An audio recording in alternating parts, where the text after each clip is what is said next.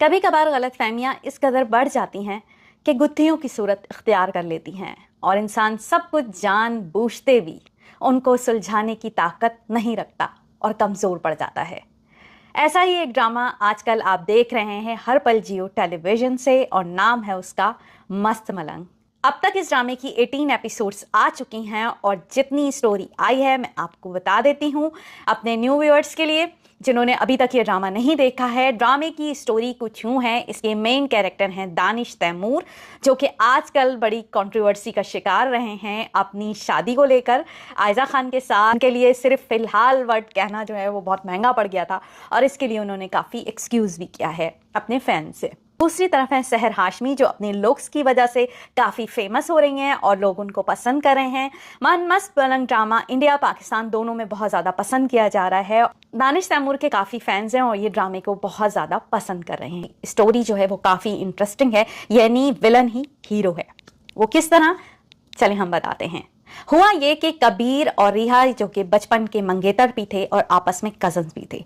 Episode number 1 में दिखाया गया था कि कबीर ने रिहा के फादर को गोली मारकर खत्म कर दिया था अपने घर में और यही वजह इनकी रिश्तेदारी में दरार की आई। इनकी मंगनी भी टूटी और रिश्ता भी टूट गया। अब ये कहानी खुल के सामने आई है कि रिहा की बहन और कबीर का भाई मुबीन, यानी रिहा की बहन अस्मा और कबीर का भाई मुबीन पहले शादीशुदा थे और उनकी डिवोर्स हो गई और उनकी डिवोर्स के पीछे जो वजह है वो कबीर की माँ है, जिन्होंने ऐसी गलतफहमियां पैदा की थी जिसकी वजह से मुबीन ने अस्मा की बहन को डिवोर्स दे दी थी। और यही वजह थी कि जब रिहा के फादर पूछने गए कबीर की माँ से कि आखिर मुबीन ने मेरी बेटी को तलाक क्यों दी, इस पर कबीर की मां ने बेइंतहा इल्जामात लगाए और बुरा भला कहा रिहा की बहन अस्मा को, यानी अपनी बहू को। और उसके बाद जब उसके फादर ने, यानी रिहा के फादर ने इतनी ज्यादा अपनी बेटी के बारे में गलत बातें सुनी तो उन्होंने गला ही पकड़ लिया कबीर की मां का।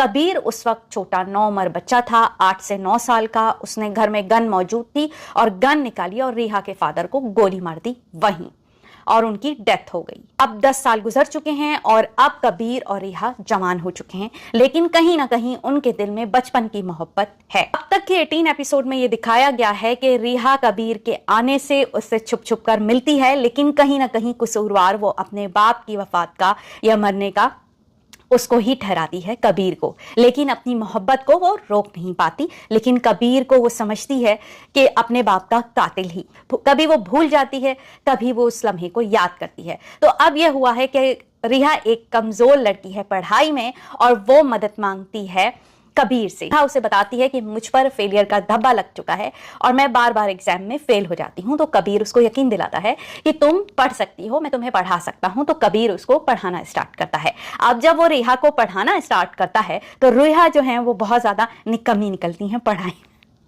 जब वो मैथ्स पढ़ाना स्टार्ट करता है रिहा को तो उसे पता चलता है कि रिहा को तो 2 का टेबल भी नहीं आता। कबीर उससे नाराज होता है और कहता है कि तुम तो बहुत ज्यादा जाहिल हो, जिस पर रिहा बिगड़ जाती है और उसे बहुत बुरा लगता है कि मुझे जाहिल क्यों कह दिया।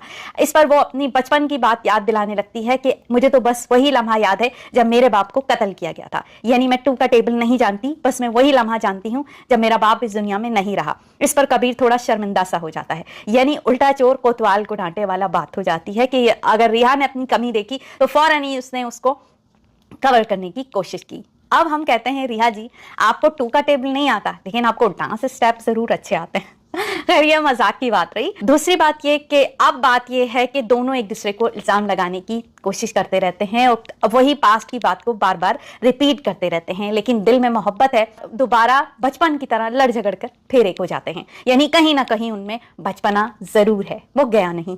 रिहा जब उसको ये कहती है कि तुमने मेरे बाप को कत्ल किया, मेरे बाप को गोली मारी, कबीर इस बात को क्लियर कर देता है कि मैं बच्चा था, मैं नादान था, मैंने जो मंजर देखा वो यही था कि तुम्हारा बाप मेरी माँ का गला पकड़ा हुआ था। और कोई भी अगर इंसान जो थोड़ा सा गुस्से वाला जज्बाती हो तो ये कदम उठा सकता है। और उसका ये कहना है कि मैंने नादानी में ये कदम उठाया और 10 साल मुझे अलग होना पड़ा अपनी फैमिली से और वो चीज़ मुझसे गलती से हो गई थी जिसको तुम लोग माफ कर दो। एक तरफ रिहा भी राइट है कि अपने बाप के कातिल को माफ करना मुश्किल तो होता ही होता है।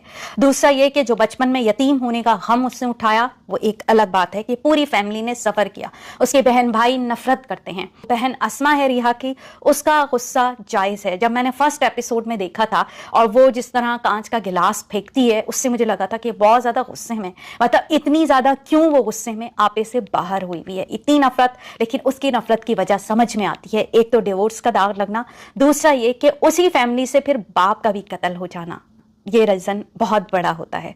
अब जो रिहा की बहन है अस्मा, वो नहीं चाहती कि रिहा कबीर से शादी करे, क्योंकि वो उस फैमिली से नफरत करती है और किसी भी तरीके से जान छुड़ाना चाहती है। मगर वो अपनी बहन पे बहुत ज्यादा सख्ती नहीं करती। बहन ने माँ बन के पाला है रिहा को। कबीर ने अपनी सफाई में कह दिया है कि मैं बच्चा था, नादान था, मैंने जो देखा, अपनी माँ का गला तुम्हारे वालिद ने पकड़ा हुआ था, मैं इसलिए जज्बाती हो गया था और मैंने गोली चला दी है। मगर वो ये बात जरूर कहता है कि देखो असल कसूरवार कौन है, इस बात पर गौर जरूर करना।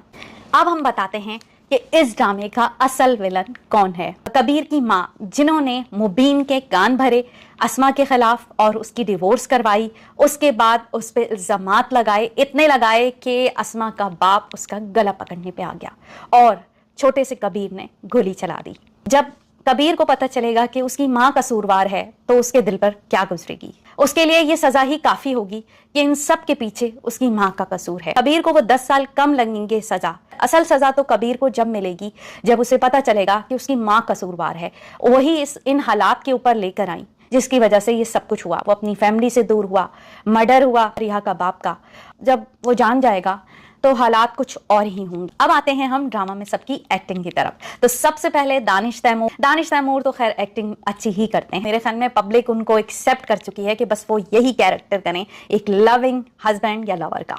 जब मैंने सहर हाशमी को देखा तो मैं उनकी इतनी परफेक्ट सर्जरी को देख के परेशान हो गई थी। मैंने कहा भाई इतना आदी नहीं है हम इतना परफेक्ट हुस्न देखने के। खूबसूरत हैं, मगर एक बात कहूंगी मैं कि उनकी एक्टिंग की एक हद है। यानी एक तरह से ये रेड फ्लैग है कि इतनी खूबसूरत एक्टर तो हैं ही, मगर एक्टिंग में कहीं कहीं मुझे लगता है कि उनकी एक्टिंग लिमिटेड ही हो सकती है। वो सबा कमर जैसी, आयजा खान जैसी एक्टिंग नहीं कर सकती। इनसे उतना ही ड्रामे में काम लिया गया है, उतना ही रोल दिया गया है जितना वो कर सकती थी। यानी वो यही कैरेक्टर कर सकती हैं। अगर इनको देखा जाए कि ये आयजा खान जैसी या सबा कमर जैसी या महविश हयात जैसी एक्टिंग कर सकती हैं तो मुश्किल, मेरे ख्याल में तो मुश्किल है। अक्सर डायरेक्टर या प्रोड्यूसर्स ये करते हैं कि एक खूबसूरत हीरोइन ले लेते हैं और एक्टिंग जो है वो हीरो से करवा देते हैं। ऐसा बहुत फिल्म इंडस्ट्री में भी होता है, ड्रामों में भी होता है कि एक्टिंग हीरोइन को आती हो या नहीं आती हो, बस खूबसूरत हो तो ले लो, पब्लिक जो है वो उनको पसंद कर ही लेगी, एक्टिंग तो हम हीरो से ही करा लेंगे। तो मैं समझती हूँ कि बस इनसे इतनी ही एक्टिंग कराई जाए, इनको कोई ऐसा मेन रोल ना दें, कोई एक्टिंग ना कराएं जिसमें जो है ये कोई बहुत बड़ा कैरेक्टर कर रही हूँ, वो ड्रामा फेल ही होने के ज्यादा चांस होंगे। मतलब सहर हाशमी हैं तो अच्छी, इनको काफी लोग पसंद कर रहे हैं तो मुझे भी अच्छी लग रही हैं। समद खान वो बहुत अच्छी एक्टिंग कर रहे हैं, बाकायदा एक मंजे वो एक्टर हैं और उन्होंने एक्टिंग स्कूल से जो लर्न की है एक्टिंग, तो बहुत अच्छी एक्टिंग करते हैं वो। रिहा की जो सिस्टर बनी है अस्मा, वो बहुत अच्छी एक्टिंग कर रही हैं, बहुत अच्छी एक्टर हैं और वाकई वो परफेक्ट एक्टिंग कर रही हैं। इसके अलावा जो चीज मैंने नोट की है वो इस ड्रामे में ये की है, 18 एपिसोड्स में अगर आप लास्ट सीन में देखें तो बैकग्राउंड में जो लोग हैं वो बार बार जो हैं वो घूम रहे हैं और नजर आ रहे हैं चक्कर लगाते हुए। और एक जो आंटी हैं वो येलो दुपट्टे में तो आपको बहुत ज्यादा नजर आएंगी जिन्होंने चादर ली हुई है। तैमूर और रिहा के सीन में 10 से 20 चक्कर तो वो आंटी ने जरूर लगाए होंगे जो येलो दुपट्टे में थी। और दूसरा ये कि कभी एक आध सीन में शाम भी हो रही है, सीन स्टार्ट तो बहुत भरी दोपहर में हुआ था लेकिन एक आध सीन में शाम भी हो गई है। तो मेरे ख्याल में डायरेक्टर्स इस चीज़ों का ख्याल रखा करें कि देखने वाले छोटी छोटी चीज़ों को भी नोट कर रहे होते हैं। तो यकीनन आज का वीडियो मेरा आपको पसंद आया होगा। अगर आप कोई सजेशन देना चाहें या कोई भी बात मुझसे कहना चाहें तो आप मुझे ईमेल कर सकते हैं, वीडियो पर कमेंट कर सकते हैं। Thank you so much. मेरे चैनल को प्लीज सब्सक्राइब कीजिए अगर आपको मेरी वीडियो पसंद आती हैं। Thank you so much.